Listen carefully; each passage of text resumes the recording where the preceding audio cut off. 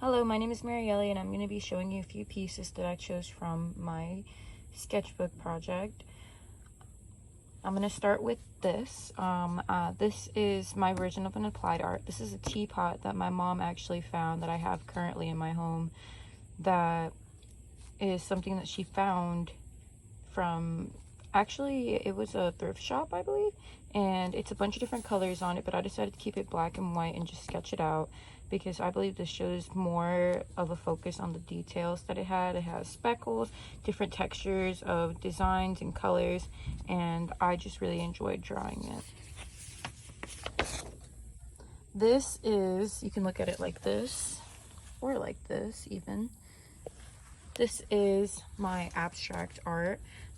This piece ended up looking kind of like a galaxy, and I really enjoyed that because it was something abstract, so it's just that anything can turn into something. I like the layers of colors. I blended blues and reds to make a purple, and I shook my paintbrush over it with some white to kind of give it a little more of definition.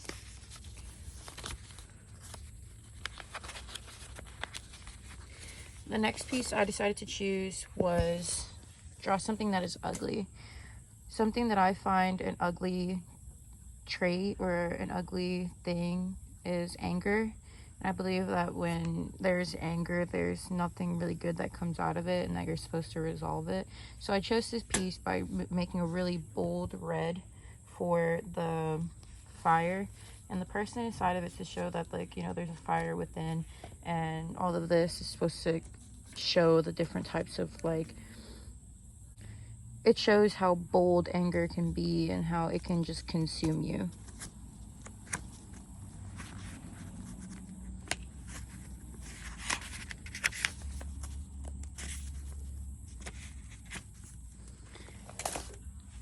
This is Studio Project 15.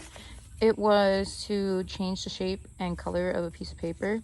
So I decided to fold mine almost into a bird and painted a bunch of different colors.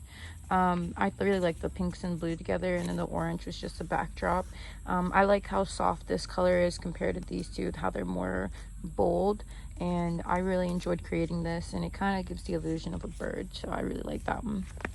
And for my positive and negative space, they are the exact same, just different colors, obviously to represent the positive and negative.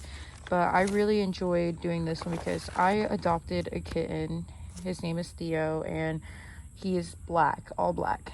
And so I am a huge advocate for adopting and just finding a new animal forever home, which brings me back to my Something is Beautiful painting.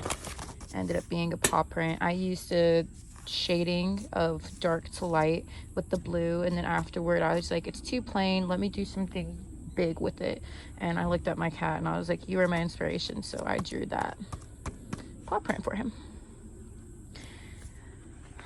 I'm going to end this with my self-portrait because I believe that this is an honorable mention for sure, because I think it came out pretty okay. So this is my self-portrait.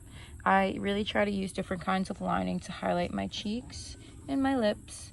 And for my hair, I have big, thick, curly hair, so I layered a bunch of curls, curling my pencil as much as I can. There's all different types of squiggles in here.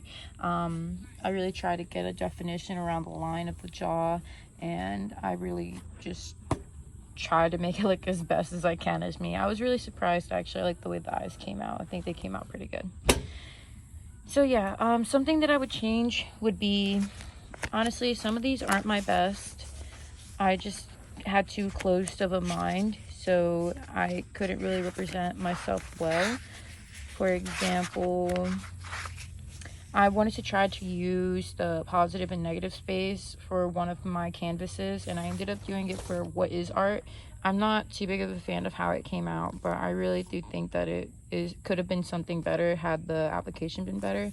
Something I also would have changed were to be, don't focus too much on the painting, because originally my paw print was supposed to be a sunset and I made the blue ocean and I didn't like it, so I just went over it and continued. I think having an open mind is something that's very important. in art, because anything can change. You can have one thing in mind, it could turn into something completely different. Like another, like this one for example was something that I didn't really plan on doing for my inorganic versus organic shapes, but I really like the game Pac-Man and my sister was playing it, so I guess you could say I was inspired.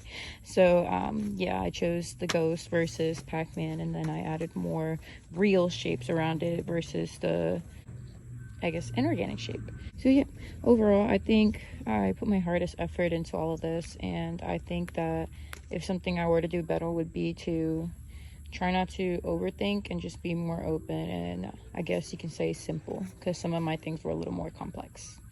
But yeah, that was it, and that's the end of my sketchbook presentation.